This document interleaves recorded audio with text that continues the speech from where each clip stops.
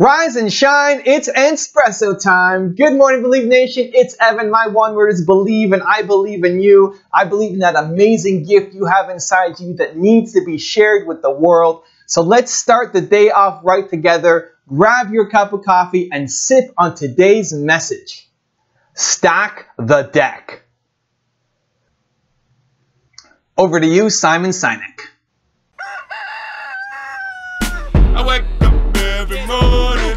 Espresso keep me going. I wake up every morning. When are you at your best? I'm at my best when I'm around people who believe what I believe. I know it seems silly, but I try very, very hard to sort of stack the deck, to put myself in a position of strength. So for example, somebody asked me just yesterday, have you ever had sort of a bad engagement? And I was thinking to myself, I'm like, not really. But it's not because I'm some sort of genius or anything like that. It's because I stack the deck. It's because I want to be there. I want to be around people who want me there. In other words, if I'm somebody's 10th choice, and I'll probably turn it down. Whereas if I'm their first choice, they really want me there, and so I'm more likely to have a good engagement. They're supportive of me, I'm supportive of them, and so I'm at my best when I stack the deck, when I choose to be in an environment where my strengths are there. So this rule from Simon is in my book, The Top 10 Rules to Success, and it's my favorite rule from him because when you are super clear on what you stand for, when you know what your one-word core value is and what that means to you, and you project that into the world, you start attracting and working with people who feel the same thing as you. The ideal situation is you're working with customers, partners, investors, employees, people around you who have complementary skills, who you're good at this and they're good at that, but you believe the same thing. You're on the same mission. You are the same, here's how a human being should act. You have the same moral code and same values. If it's not exactly the same, it's close. People want to be inspired by the mission that you're on and that path that you're guiding them towards. And so for me, it's about believe, right? My one word is believe. It comes through everything that I create, the content, my social media, my life. Like, it's not just an act that I put on for you guys. It's who I am. It's how I live. If you are around me, if you are anywhere near my circle, you will feel more believe. It's either going to lift you up or it's going to suffocate you. It's either going to be like, this is amazing and this is awesome and I can't wait to come back and get more, like a drug, or this is too much, this is crazy, this is stupid, I don't want to be anywhere close to Evan. That's how it works. And I want that to be the same thing for your business, for your life, to attract the people in who love what you love, who believe what you believe, so you can go further together. And the people who don't buy in, the people who don't like it, that's okay. That's great. Like the people who think believe is stupid, from people that I meet face to face, or commenters on this video, or potential collaborators or sponsors, the people who don't like the message or they don't get it, awesome. Like, go somewhere else. For both of us, it's not like you suck and I'm the best. It's just we're not going to fit together, right? It's oil and vinegar. Like, we're going to always be our own thing.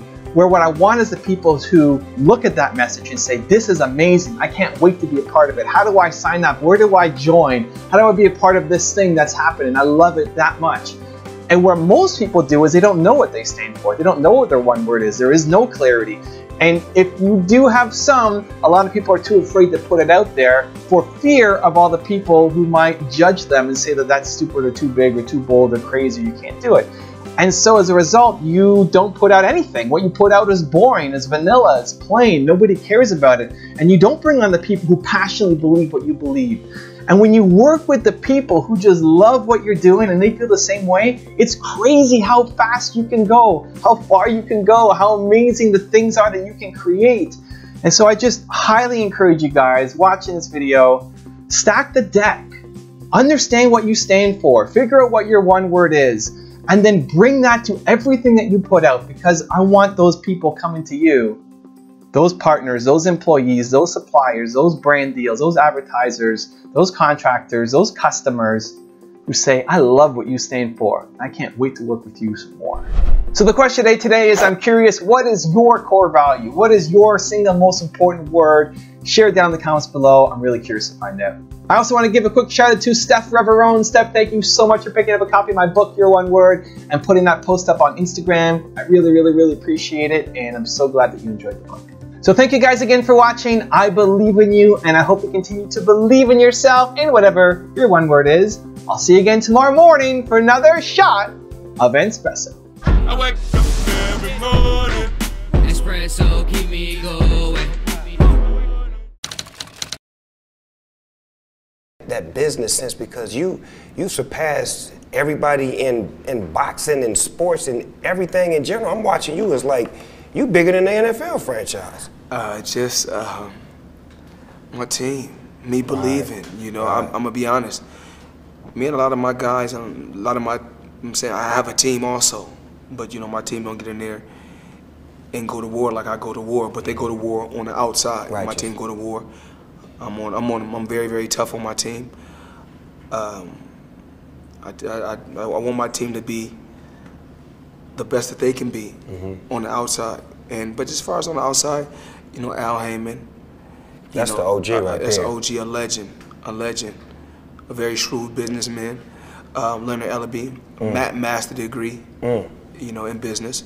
So you know, when you surround yourself with people like this, just being around certain individuals, like even being around Don King, being around Bob Arum, being around just different people that's been in the game a long time, and you know, my billionaire buddies. You know, every time I got around my billionaire buddies, I was more like, it's cool to come over your house, but I need a house like this. Yeah. It's cool to ride on your yacht, but I need a yacht like this. It's cool to ride on your jet, but I want a jet like this. And I said, no, I don't want to ride on yours. You show me how to get it. You can't be my friend if you can't show me how to get it. Because once they show me how to get it, then I can install it in my children. Then it trickles down. It's a bloodline thing. Yes. So it's about wealth. You know, I'm no longer rich, I'm wealthy. If you have a group around this habit change, all of a sudden, you now have a whole different environment that gives you a different feedback system. So if you tell your group, and this has to be a group of people that you actually care about their opinion, because otherwise you'll just forget about it.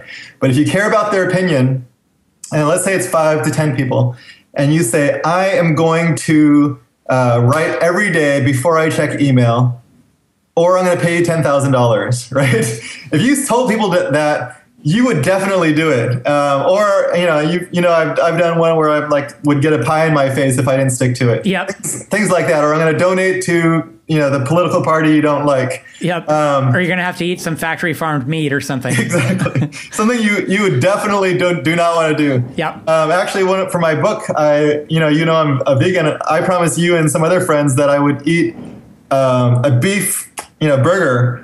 Not just a veggie burger, if I didn't have this book done by the end of the year. Yep. And so I was motivated to get up and start writing. But anyway, so commit to this group, create a consequence that you definitely are not going to you don't want to have, and you're definitely not going to fail.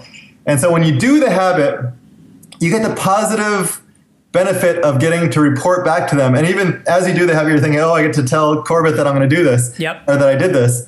And so that's positive feedback for doing it. And then if you didn't do it, you have negative feedback and have to tell your group that I didn't do it. And that would be shameful. And you don't want to look bad in the eyes of your peers. And you probably have to, eat the burger or get the pie in the face. And so you wouldn't want to do that. So now you've just reversed the feedback loop with that very simple change in your environment. It's always a gamble, that casting thing, and in fact, they do this crazy thing now, more from boys and girls. They do this kind of chemistry test. That's the most absurd thing in the world to me. How can you manufacture that? It's some weird alchemy. You can't. It's just there or it isn't there. And we just, it was the same for me. We went for dinner. It happened that myself and my wife were obsessed with The Fall at the time, and I was like, I thought he did such an incredible job, and I loved that show. And then we just met, and it just seemed to work. And there's a similar sense of humor and a similar approach to work, as Jamie said. And I forgot. I forgot how intense that film is, and we forgot it doesn't really let up. But so we had to, the three of us, I think, together, we managed to make the atmosphere on set, quite an enjoyable one, despite everything else. And I think, again, it's to Sean's testament, that's the wrong word, but Sean should take the credit for the fact, there was families around, and it was a very, very lovely environment to work in, and then we had fun. And I think you have to do that. You're lucky to be working on such a good project, and you know, you can't go around all sort of sad and intense. You know, you've got to get through the day. Well, let me give you the one-word secret to happiness. One word. This is all you need to be happy. The most important word ever. If you had to think of one word that's most important to you, or that sums you up, or that would be kind of like a little beacon.